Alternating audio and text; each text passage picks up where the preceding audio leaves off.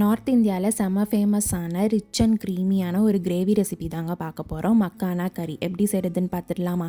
அதுக்கு முன்னாடி சோறு-ரெடி-ஆ யூடியூப் சேனலை சப்ஸ்கிரிப்ஷன் பண்ணிக்கோங்க. கிரேவி செய்கிறதுக்கு தேவையான பொருட்கள் என்னென்னு பார்த்துடலாம்.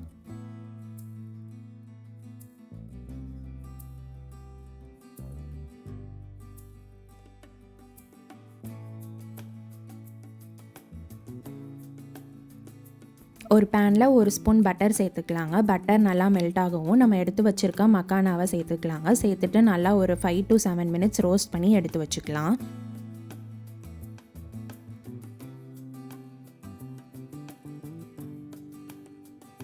அதே பேனில் ஒரு ஸ்பூன் பட்டர் சேர்த்துக்கலாங்க. பட்டர் நல்லா மெல்ட் ஆகவும் நம்ம எடுத்து வச்சுருக்க ஹோல் ஸ்பைசஸை சேர்த்துக்கலாங்க.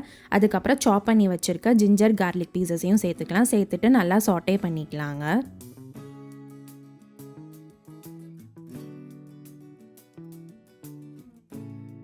நறுக்கி வச்சுருக்க வெங்காயத்தை சேர்த்துக்கலாங்க. வெங்காயம் வதங்குறதுக்கு ஒரு சிட்டிகை அளவு சால்ட்டு சேர்த்து நல்லா ஒரு கோல்டன் ப்ரௌன் வர அளவுக்கு நம்ம சாட்டே பண்ணி எடுத்துக்கலாம்.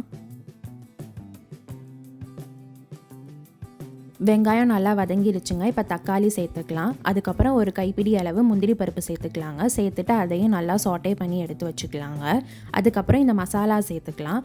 ஒரு ஸ்பூன் டர்மரிக் மசாலாவும் ஒரு ஸ்பூன் காஷ்மீரி பொடியும் சேர்த்துக்கிறேங்க. உங்களுக்கு வேணும்னா நீங்கள் வீட்டு மிளகாய் பொடி கூட சேர்த்துக்கலாம். சேர்த்துட்டு அந்த மசாலாவோட பச்சை வாசம் போகிற அளவுக்கு நம்ம வதக்கி எடுத்து வச்சுக்கலாங்க.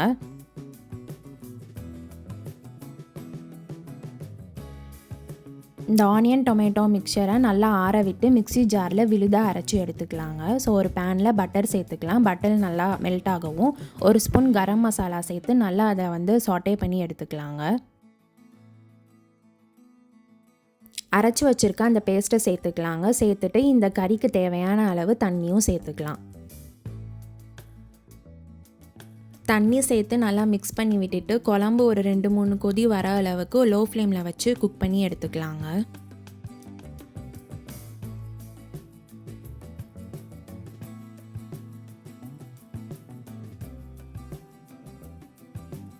ரோஸ்ட் பண்ணி வச்சுருக்க மக்கானாஸை அதில் சேர்த்துக்கலாங்க. சேர்த்துட்டு அந்த கறியோட மிக்ஸ் பண்ணிக்கலாம். மிக்ஸ் பண்ணி விட்டுட்டு ஒரு 5 to 7 மினிட்ஸ் லோ ஃப்ளேமில் வச்சு குக் பண்ணாலே போதுங்க.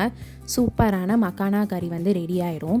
ஸோ பார்த்தாலே தெரியும் அந்த மக்கானா அந்த ஸ்பைசி கிரேவியோட நல்லா மிக்ஸ் ஆகி சோக் ஆகி சாஃப்ட்னஸாக இருக்குங்க. கண்டிப்பாக ட்ரை பண்ணி பாருங்கள்.